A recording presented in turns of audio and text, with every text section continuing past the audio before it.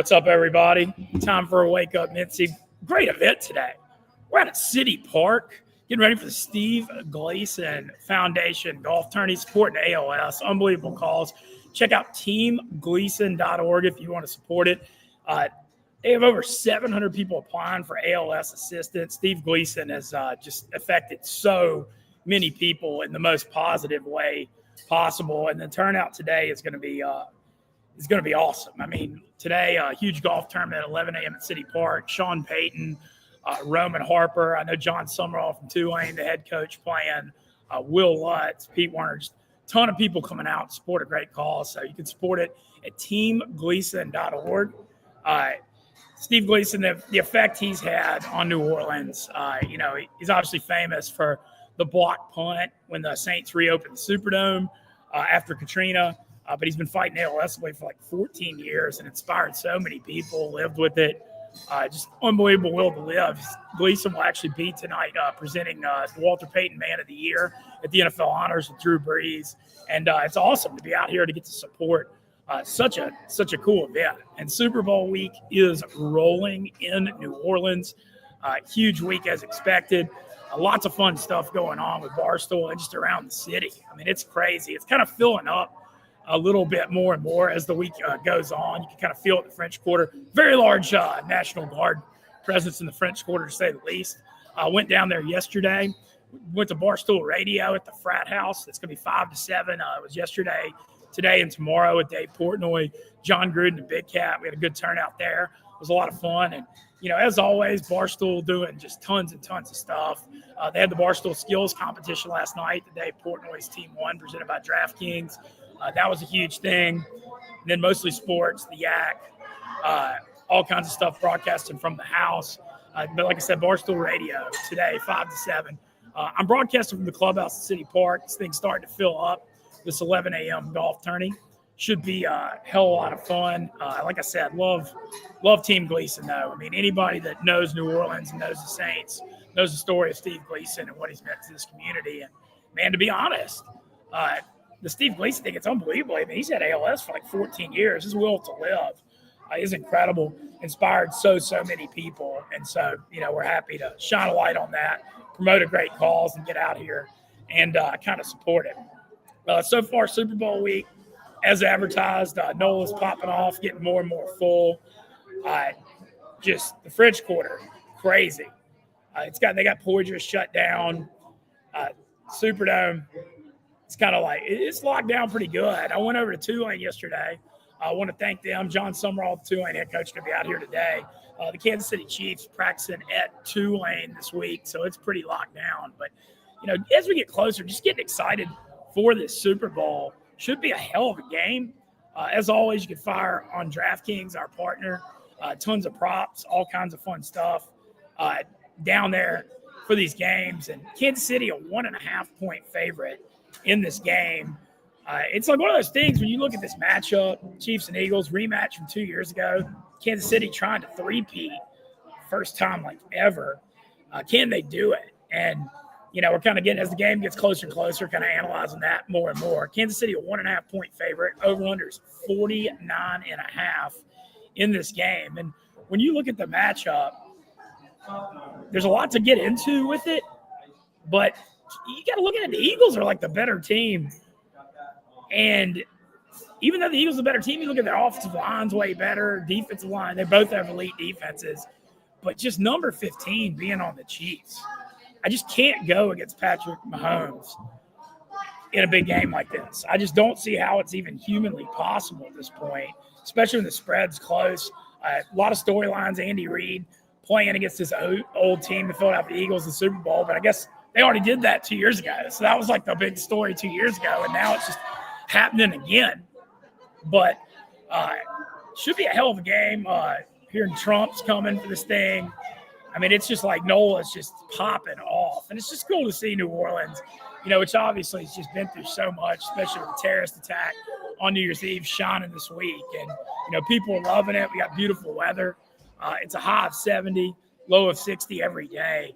And so far, just so good Super Bowl week. Everybody's having a blast. All the Barstool crew, absolutely loving it. Like I said, had a Great time with them, with Dave and Grid and Big Cat. They had Matt and Patricia on yesterday at the frat house on Bourbon. And, so much fun. I'm going to go back down there today.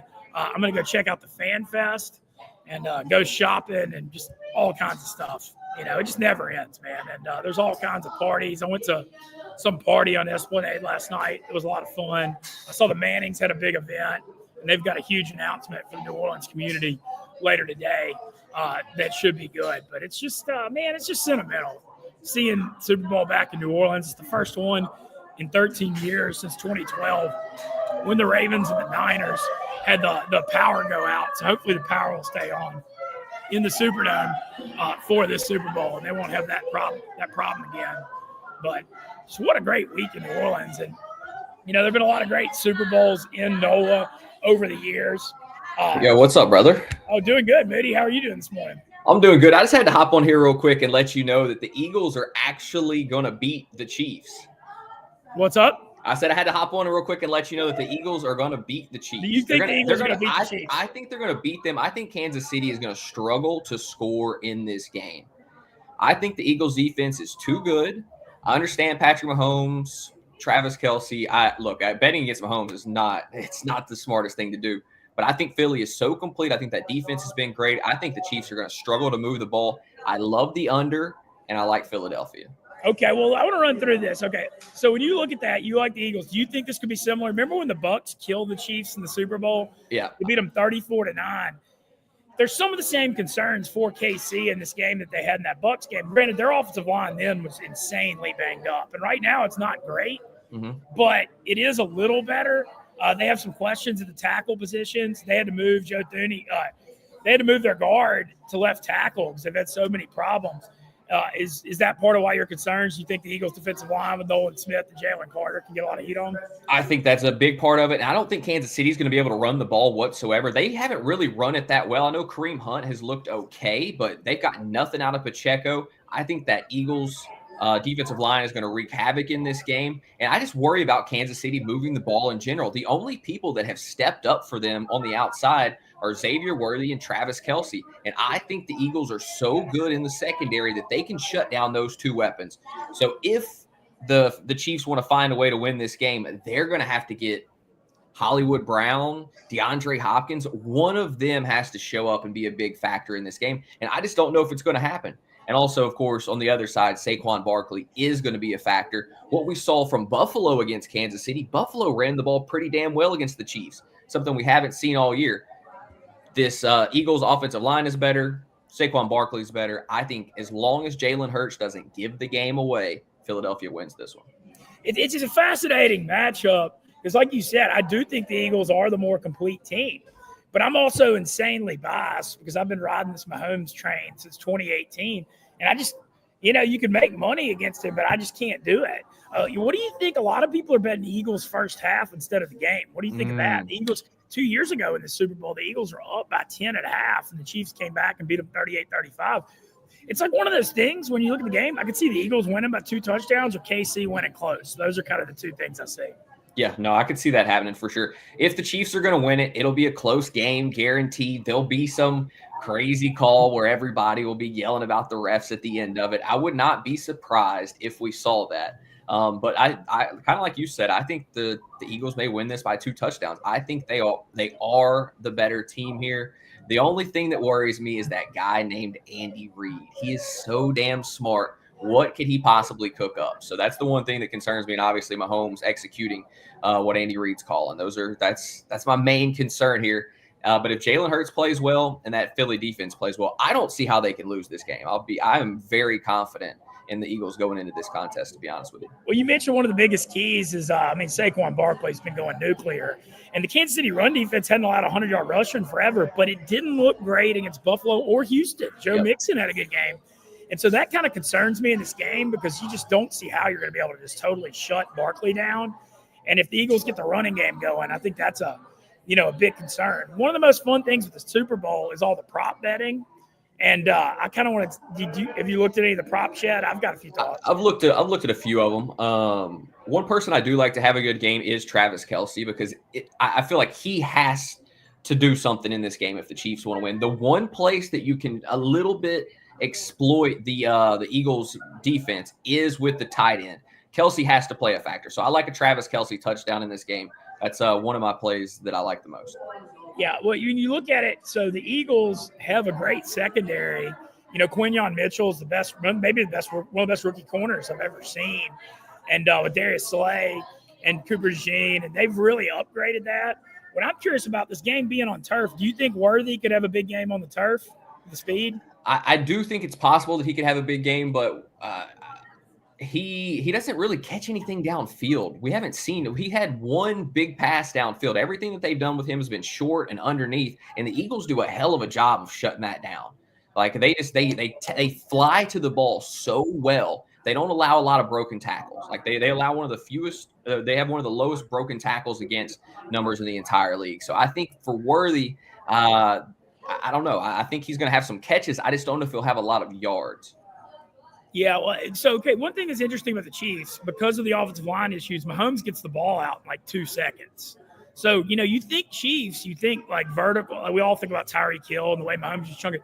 Moody, they throw more short passes than anybody in the league. Mm-hmm. And in a game where they're worried about protecting that offensive line, I think they're going to be getting the ball out quick. And I think, like you said, that benefits Travis Kelce. Yep. I think it benefits Worthy.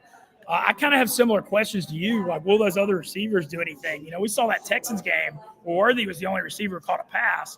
Against Buffalo, they got him a little more involved. But they're going to have some help because you did mention it. Like, Kareem Hunt's the guy running back right now. Pacheco is a hell of a player, but he hadn't been the same coming off that broken leg. And we've seen kind of Hunt's emerge more in the playoffs. I thought Pacheco was going to be back healthy and maybe give him a little more, but he hadn't been able to do that. And I don't know. I think what you're saying is correct. It's just going to be all about Mahomes. And then also, the playoffs look for Mahomes' legs. We saw the Chiefs ran that read option in the red zone to score against Buffalo, a play they hadn't seen all year. And Andy Reid's going to be holding some stuff back for that. Yeah, no, I could see that being a factor. If the Chiefs want to win this game, Mahomes is going to have to put the team on his back, make plays, get DeAndre Hopkins involved. Hollywood Brown has to be involved, and then I think the X factor has to be Travis Kelce. He can beat their linebackers. That is the one place that Philadelphia can really be exploited. So they're going to have to step up. They're going to have to play well. My biggest concern is honestly Jalen Hurts potentially screwing this thing up. He's played pretty well. He's taking care of the football, but he always worries me just a little bit. But if he plays well, I just don't see. I don't see Philly losing. All right. Well, so I want to run down. We're getting older now, Moody. Mm-hmm. Favorite. I've got a favorite. Do you have any favorite Super Bowl memories?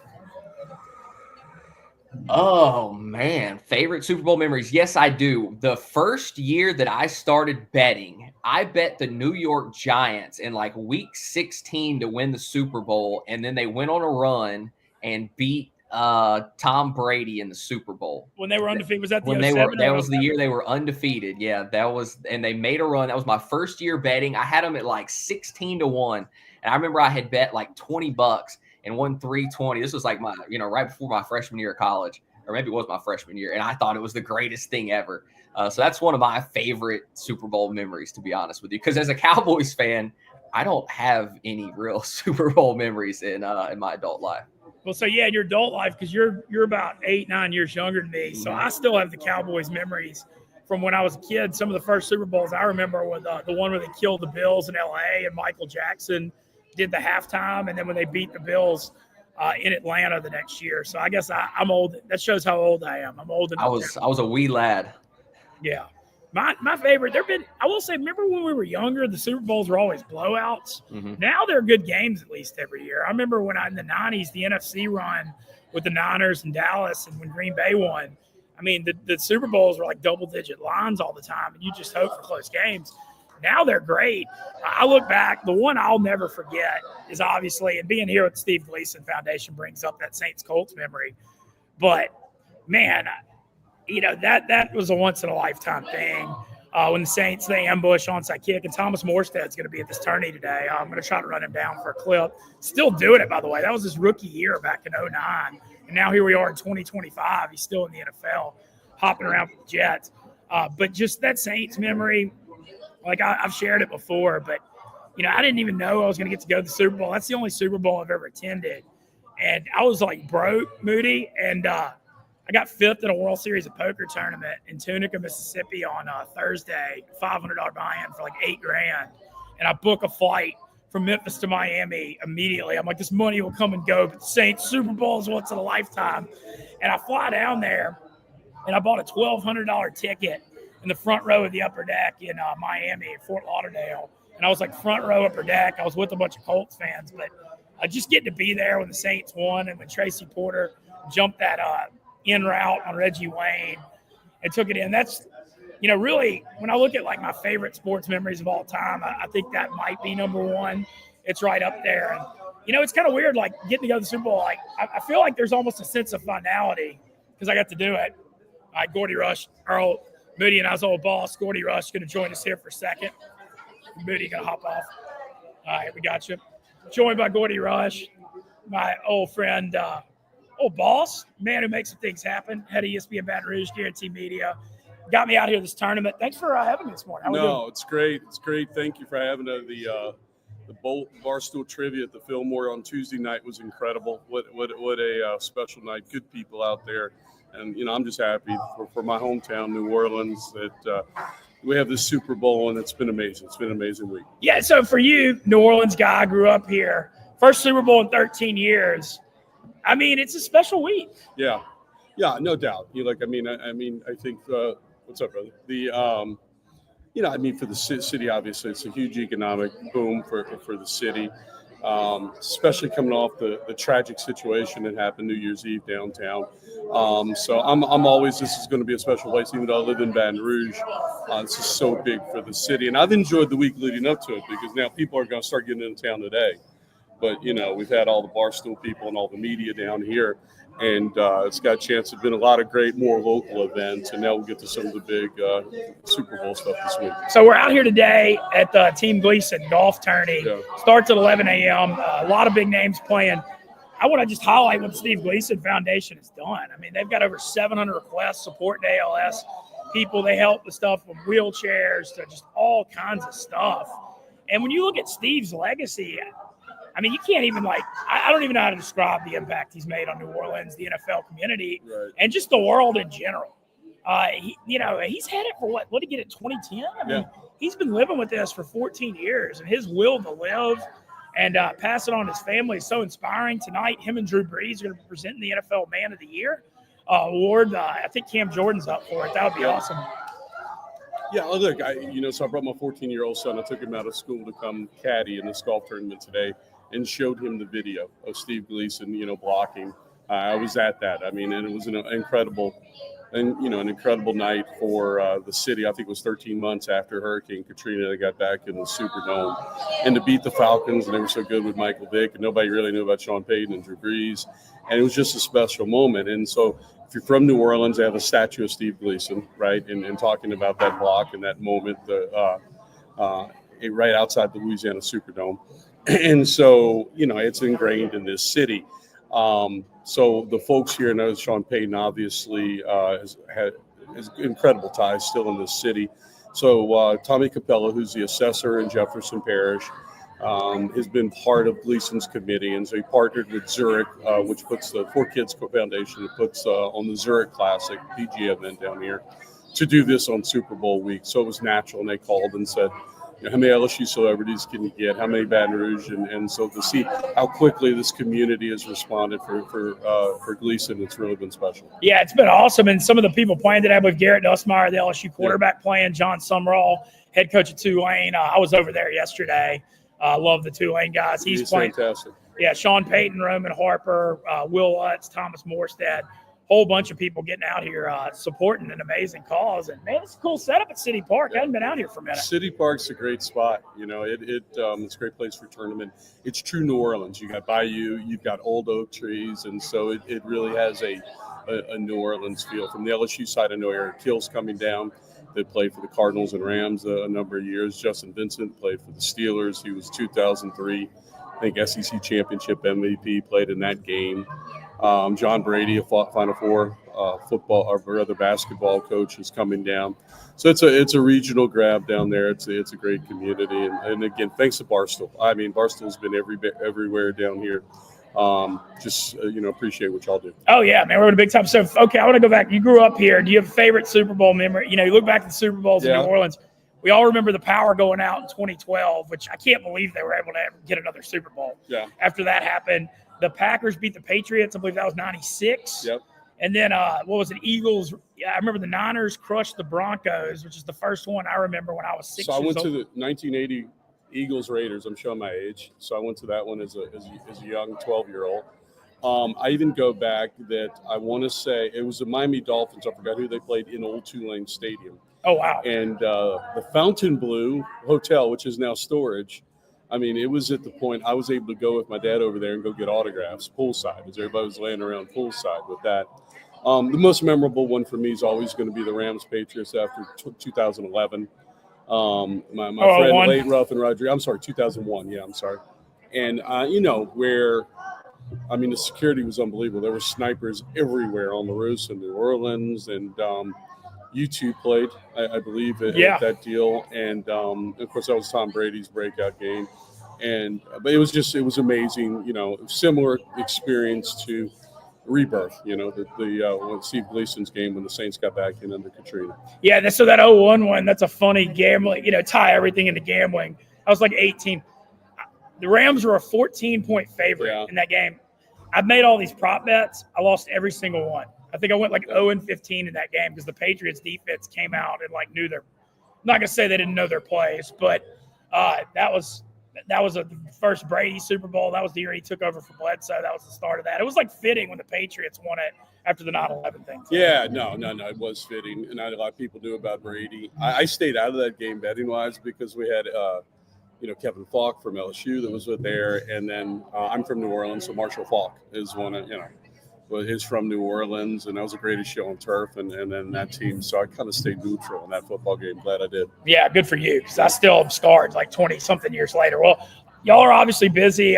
You're still got a big presence down here. You're big stuff with LSU and ESPN Baton Rouge.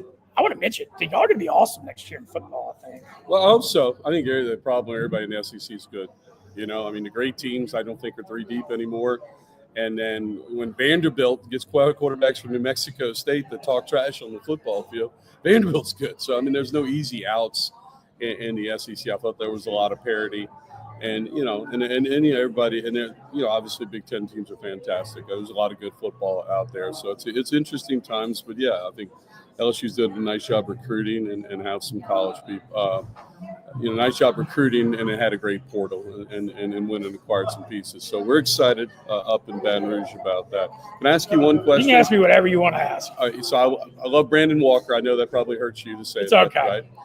He's made my job easy. I'm not a Frank the Tank guy. I'm not him. And then I saw he's walking down here in New Orleans, and I just wanted to throw something out there. If I got a chance to maybe get a 10 or 15-yard run up and take out Frank the Tank, I might take him out. Oh, you want to take out Frank? I don't know, man. I feel like he's got bodyguards. What's that? I feel like he's got an entourage that runs kind of I don't deep. think they're quick enough. I can get in and out. And I know the city. I know the tunnels and some of the back alleys down there.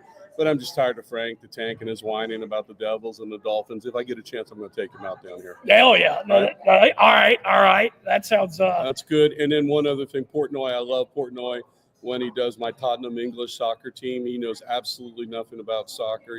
He butchers all the verbiage, but he's fantastic, and I love it. Hell yeah. Well, awesome. Well, anything else for Super Bowl week for you? Just running around? Nope. I'm just supporting my good Ole Miss friend here, Dan Mintz, because where's Megan making money? She claims she's an LSU person. It's a Super Bowl. It's in New Orleans, and she's up in Chicago, and she doesn't have time for us. So my number one SEC man, Mintz. Thank you. Well, thanks to Gordy as always. I love ESPN Baton Rouge too. Just been a huge part of. I wouldn't be where. I say it all the time. I know how much I value y'all, and y'all. I wouldn't be here today without y'all. So. Love you, brother. Enjoy. Yep. Good to see y'all. All right, Gordy Rush, my old boss, ESPN Baton Rouge. Are you playing today?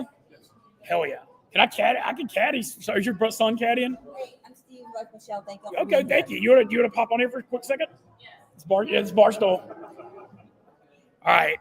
What a joy we got. We got Steve Gleason's wife, Michelle, joining us. TeamGleason.org. This is on live right now? Yeah, okay. It's live. Well, we're like 45 second delay. We're not live.